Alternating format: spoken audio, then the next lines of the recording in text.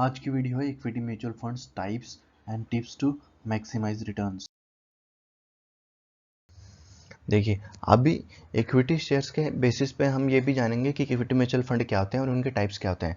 Equity mutual fund वो होते हैं जो मेनली जनरली एक क्राइटेरिया है, मोर देन 65% अगर वो इन्वेस्ट करते हैं इंडियन लिस्टेड इक्विटी शेयर्स में, उसे हम इक्विटी ओरिएंटेड म्यूचुअल फंड कहते हैं। ठीक है, तभी हम types of equity mutual fund जान लेते हैं। पहला है लार्ज कैप फंड और blue chip fund.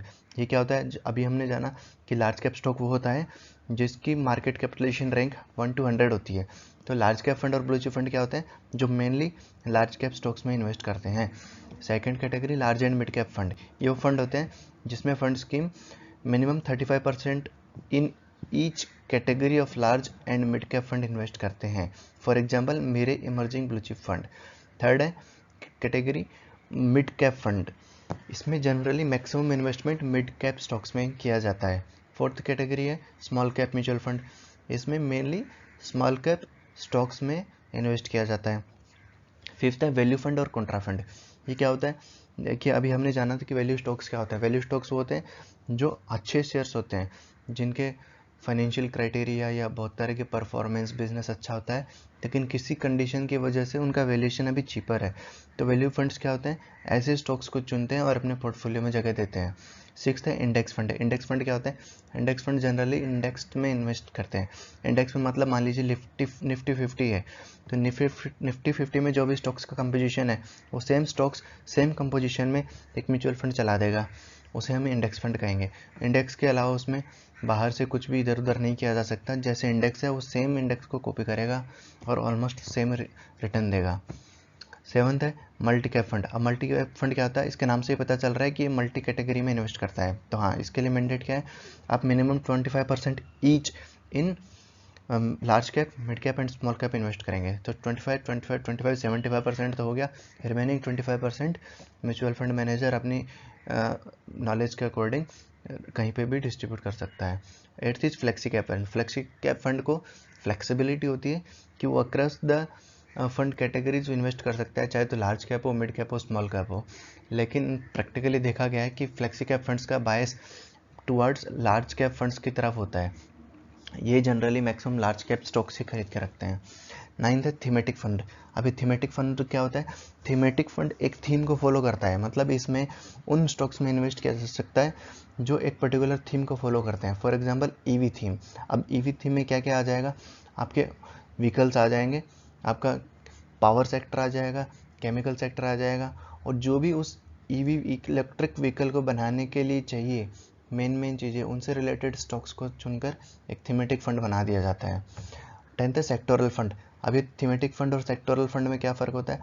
Sectoral fund हो गया जैसे बैंकिंग सेक्टर, या फिर जैसे ऑटो सेक्टर। ऑटो सेक्टर खुद एक सेक्टोरल फंड है, बट थीमेटिक फंड ईवी में ऑटो भी आ गया, पावर भी आ गया, केमिकल भी आ गया, बहुत सारे आ जाएंगे related to that auto only.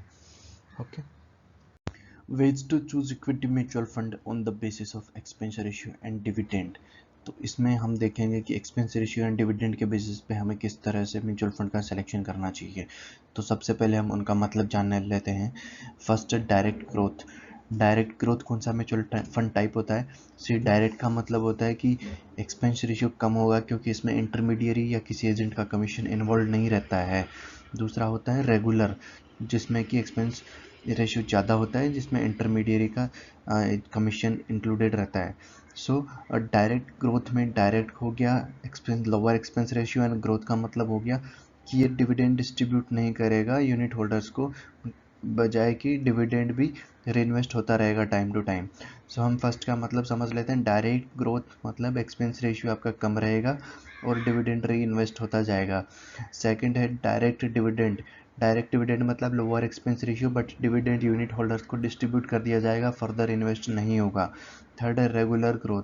Regular growth मतलब जिसका expense ratio compare to direct ज़्यादा होगा, एंड ग्रोथ मतलब आपका डिविडेंड री इन्वेस्ट हो जाएगा। And fourth regular and dividend. Regular dividend मतलब आपका एक्सपेंस रेशियो ज़्यादा है और डिविडेंड री इन्वेस्ट नहीं होगा बल्कि डिस्ट्रीब्यूट हो जाएगा। अब इन चारों कैटेगरी में कौन सा आपके लिए बेस्ट रहेगा वो आपके रिक्वायरमेंट पे डिपेंड करता है। अगर आपको रेगुलर इनकम स्ट्रीम चाहिए तो आप एक डिविडेंड फॉलो कीजिए। बट डायरेक्ट तो हमेशा ही फॉलो कीजिए जिसमें एक्सपेंस रेशियो हमेशा कम रहेगा। लेकिन अगर आपको डिविडेंड की रेगुलर रिक्वायरमेंट नहीं है तो let your investment grow, let your dividend get invested. So मेरे according direct growth the best option है। Thank you. देख लेते हैं tips for investment in equity mutual fund. Okay, तो पहला पॉइंट है AUM minimum 500 crore, asset under management should be minimum 500 crore and it should not be very huge also, like more than 10,000 crore नहीं होना चाहिए। फिर क्या है, रिटर्न वो दे पाएगा नहीं पाएगा, थोड़ा सा कंसर्न रहता है। सेकेंड है, we should diversify our investment across different AMCs। हमें हमारा इन्वेस्टमेंट म्यूचुअल फंड में investment across asset management companies distribute या डाइवर्सिफाई करना चाहिए। ऐसा क्यों?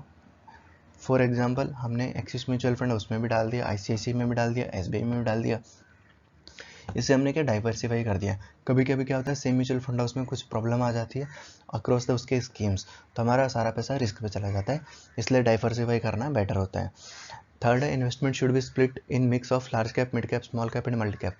यस, देखिए एक ही कैटेगरी में आप इन्वेस्ट करेंगे तो वो क्या रिटर्न देगा, ठीक है, वो उस कैटेगरी के अकॉर्डिंग देगा।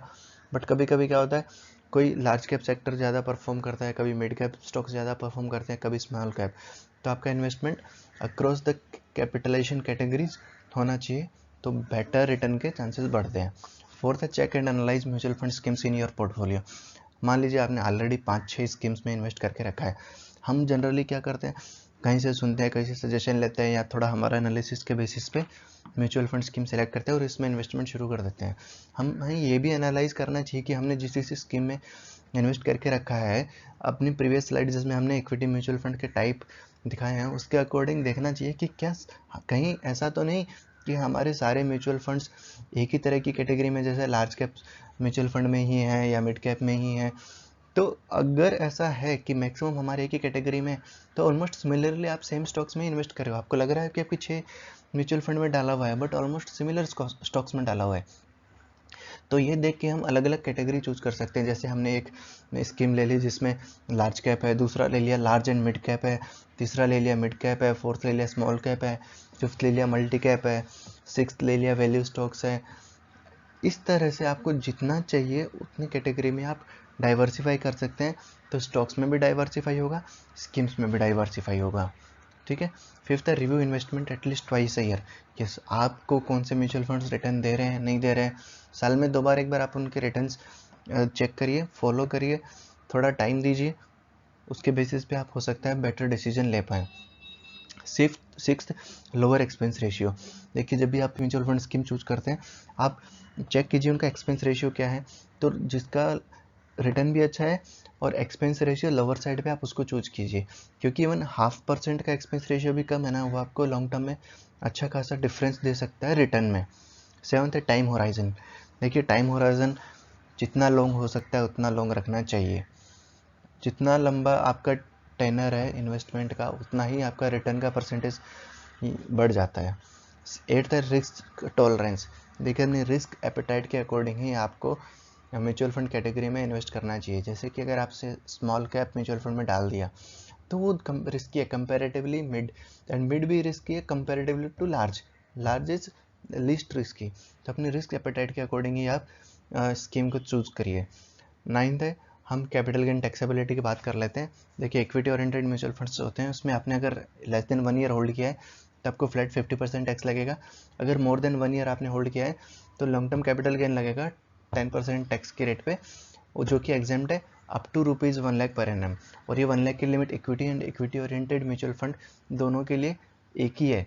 मतलब आपने इक्विटी में मान लीजिए 50,000 long term capital gain book कर लिया करंट ईयर में, तो रिमेनिंग 50,000 गेन ही आपका म्यूचुअल फंड में एग्जेम्प्ट हो पाएगा।